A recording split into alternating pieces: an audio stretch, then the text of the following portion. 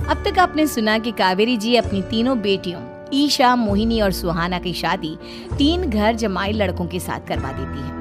उन्हें लगता है कि ये लड़के शायद घर का कामकाज संभाल लेंगे, लेकिन उनके तीनों घर जमाई बहुत आलसी थे। वो नौकरी भी नहीं करते थे और बाहर का काम भी नहीं। कावेरी जी ने अपनी बेटियों से कहा कि वो प्रेगनेंसी का बहाना बनाकर अपने पतियों को सबक सिखाए। अब सुनिए आगे। मम्मी, आपने जैसा कहा था हमने वैसा ही किया, लेकिन देखिए ना, विवेक का हाल तो वैसा का वैसा ही है। घर में ना सुबह का नाश्ता बनता है और ना खाना। नौकरी पर जाने की बात करूं तो खाने को दौड़ते हैं मुझे। हाँ मम्मी, मैंने भी सुमित को कितनी बार कहा कि अगर नौकरी नहीं करनी तो कोई छोटी सी दुकान ही खोल लो। घर का खर्चा कैसे चलेगा? देखो दोपहर के 12 बजने आए और जनाब अभी तक सो रहे हैं। हाँ मम्मी, ईशा और सुहाना ठीक कहती हैं। अविनाश का भी यही हाल है। जब मैंने अपनी प्रेगनेंसी के बारे में कहा तो मुझसे कहने लगा, अरे दूसरी लड़कियां तो 9-9 महीने तक नौकरी करती है, बस डिलीवरी के टाइम छुट्टी लेती है। मोहिनी, तुम भी नौकरी करो। अब मुझे कहाँ नौकरी मिलेगी? मम्मी बताओ, अब मैं क्या करूँ? हे भगवान, क्या सोचकर घर जमाई दामाद लाई थी मैं कि मेरी बेटियां मेरे पास रहेंगी और खुश रहेंगी, लेकिन इन आलसी दामादों ने तो हमारी जिंदगी को भी प्रॉब्लम में डाल दिया है। मैं तो कहती हूँ मम्मी, हम लोग वापस अपनी जॉब पर जाना शुरू कर देते हैं। बता देते हैं इन लोगों को कि हमने प्रेगनेंसी का बहाना किया है। नहीं नहीं बेटा, ऐसी गलती भी मत करना। अगर तुमने ऐसा किया तो इन तीनों की आदत और खराब हो जाएगी। अरे आज नहीं तो कल कभी तो तुम प्रेग्नेंट होगी, तब वापस यही प्रॉब्लम आएगी। तब क्या करोगी तुम तीनों? हाँ मम्मी, आपकी बात तो बिल्कुल सही है। इन लोगों को तो सुधारना ही पड़ेगा। लेकिन कैसे? अपने बच्चों के आने की खबर सुनकर भी इन लोगों पर कोई असर नहीं हो रहा। पैसे कमाने के लिए घर से बाहर निकलना ही नहीं चाहते ये तीनों। अब मेरे दिमाग में एक प्लान आया है। तुम तीनों चिंता मत करो, उन तीनों को बुलाओ, फिर मैं बात करती हूँ।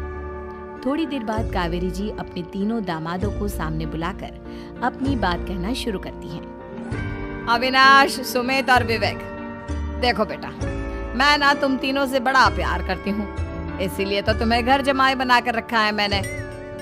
अरे मम्मी जी, सीधे सीधे कहिए ना, क्या बात है? प्यार तो हम भी आपको बहुत करते हैं। अरे मम्मी जी, आपकी इज्जत भी बहुत करते हैं। अरे भाई, आपके जैसी सास और कमाने वाली बीवी सबको मिलती है क्या?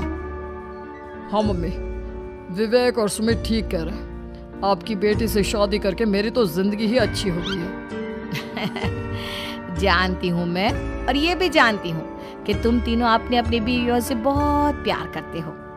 बेटा, बात ऐसी है कि हमारे कुल गुरु ने कहा है कि प्रेग्नेंट होने के बाद मेरी तीनों बेटियां शुरू के 4 महीने हमारे गांव में जाकर रहेगी, जहां मेरे चाचा जी रहते हैं। अरे लेकिन क्यों मम्मी, गांव में जाकर रहने की क्या जरूरत है इन तीनों को? वो क्या है ना बेटा, हमारे परिवार को एक श्राप है।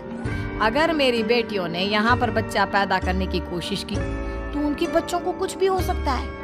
इसलिए अब से लेकर 4 महीने पूरे होने तक इन्हें गांव वाले घर में रहना पड़ेगा। हाँ, तो इसमें प्रॉब्लम क्या है मम्मी जी? हम भी वहाँ जाकर रहेंगे, पिकनिक मनाएंगे। अरे भाई, बीवी जहाँ, हम भी वहाँ। हाँ यार, आइडिया तो बहुत अच्छा है। शहर की जिंदगी में रह रहकर परेशान हो चुके हैं, अब कुछ दिन गांव में बिताएंगे। तुम लोग समझने की कोशिश क्यों नहीं करते? तुम में से कोई भी वहां नहीं जा सकता, और मैं यहाँ रहूंगी ना तुम तीनों के साथ। 4 महीने की तो बात है, उसके बाद ये तीनों ही लौट कर आ जाएंगी। ठीक है मम्मी जी, अब हमारे बच्चों का सवाल है तो ये तो करना ही पड़ेगा। कावेरी अपनी तीनों बेटियों को कुछ दिन के लिए घर से बाहर कहीं दूसरे शहर में रहने के लिए भेज देती है। कुछ दिनों के बाद, अरे मम्मी जी, बहुत दिन से पिज्जा नहीं खाया, मंगवाइए ना। क्या बताऊं बेटा, पहले तो बेटियां खर्चा दे देती थी क्योंकि उनकी नौकरी थी, लेकिन अब तो मेरे पास पैसे ही नहीं बचे। थोड़े बहुत पैसे हैं जो बच्चों की डिलीवरी में काम आएंगे। लेकिन मम्मी जी, आपकी बेटियों को वापस आने में तो अभी बहुत वक्त बाकी है। वही सोच सोच कर परेशान हो रही हूँ। सोच रही हूँ कल से दूध भी बंद करवा देती हूँ। अब दूध वाले को देने के लिए पैसे भी तो नहीं है ना। अरे नहीं नहीं मम्मी जी, अगर दूध भी बंद करवा दोगी तो मुझे चाय कहाँ से मिलेगी? और चाय के बिना मैं तो मर ही जाऊंगा। क्या करूँ बेटा, इसके अलावा हमारे पास कोई ऑप्शन नहीं है। मेरे पास पैसे ही नहीं बचे। इस तरह कावेरी जी धीरे धीरे अपने तीनों दामादों को पैसे देना बंद कर देती हैं और घर में खाने पीने की चीजें लाना भी बंद कर देती है। अब वो तीनों बुरी तरह से परेशान होने लगे थे और इसलिए एक दिन तीनों प्लान करके घर से बाहर निकलते हैं और बाजार में जाने के बाद यार अच्छा खाना खाए हुए कितने दिन हो गए, पता नहीं कब अच्छा खाना मिलेगा। हमारी बीवियों के जाने के बाद तो हमारी हालत भिखारियों जैसी हो गई है यार। कुछ भी हो, मुझे तो आज पिज्जा खाना ही खाना है। जेब में 1 रुपया नहीं और पिज्जा खाएगा, कहाँ से आएंगे पैसे? अरे देख वहाँ सामने बोर्ड पर क्या लिखा हुआ है, कंप्यूटर पर काम करने के लिए एक आदमी की आवश्यकता है। भाई मैं तो जा रहा हूँ, काम करूँगा और शाम तक पैसे लाकर आराम से पिज्जा खाऊंगा। जा जा, तुझे कोई काम नहीं देने वाला, हम तो घर जा रहे हैं। चल भाई सुमित। सुमित और अविनाश वहाँ से चले जाते हैं और विवेक उस कंप्यूटर शॉप पर सारा दिन काम करके 5,000 रुपए कमा कर घर लौट कर आता है और अपने खाने के लिए अच्छी अच्छी चीजें भी लेकर आता है। ये देखकर विवेक और सुमित के दिल में भी कुछ पैसे कमाने की इच्छा जागती है। अरे सुबह सुबह कहाँ चल दी है तुम? मम्मी जी एक बहुत अच्छी जगह मिली है, कंप्यूटर पर काम करने के 5,000 मिले थे कल मुझे। अगर रोज काम करूँगा तो पूरे 40,000 की तनख्वाह। अरे वाह, ये तो बहुत अच्छी बात है दामाद जी, आपको जाना ही चाहिए।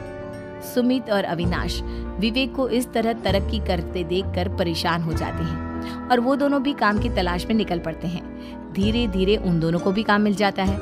अब कावेरी के तीनों दामाद छोटी मोटी नौकरी करके अच्छा पैसा कमाने लगे थे। एक दिन कावेरी उन्हें अपने पास बुलाती है। अरे वाह, विवेक 40,000 कमा लेता है, अविनाश 60,000 और सुमित तुम भी 40,000 के आसपास कमा ही लेते हो।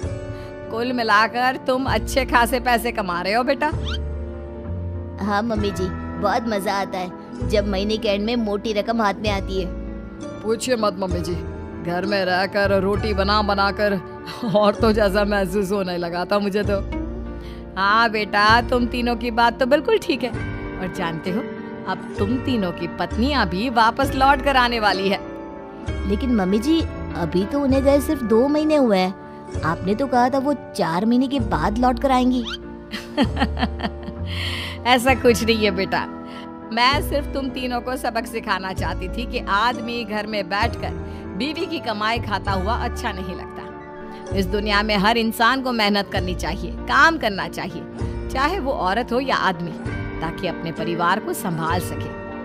कावेरी की बात सुनकर उन तीनों को अपनी गलती का एहसास होता है और कावेरी उन्हें सच बता देती है कि ईशा, सुहाना और मोहिनी शहर में ही कहीं दूसरी जगह रह रहे थे। शाम के वक्त उन तीनों की पत्नियां लौट कर आ जाती है और कावेरी जी का परिवार एक खुशहाल परिवार की तरह रहने लगता है।